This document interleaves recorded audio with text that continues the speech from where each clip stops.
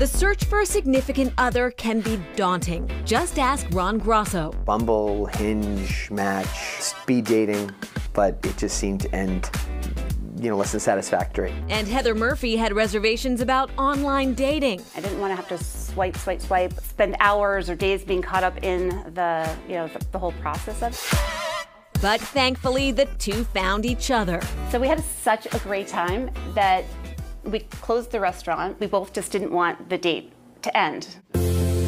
Murphy and Grosso have been dating since 2020.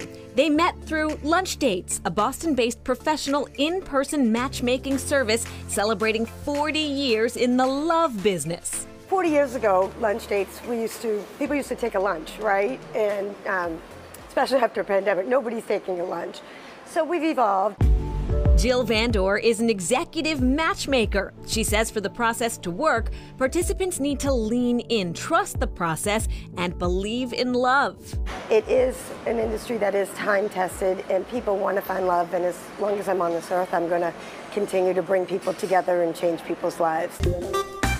While online dating works for some, Vandor says LunchDates makes the process more personal. All of my matches are done by hand, and people always ask, what makes you so good at what you do? And I explain that it comes from the gut. I'm talking with somebody, getting to know them, just their energy, finding out what clicks for them, what's worked, what hasn't. The match with Murphy and Grosso was a home run. They set everything up and you just show up. And I thought that was just a really easy way of going about it. My feeling in that first date was, there's something special here.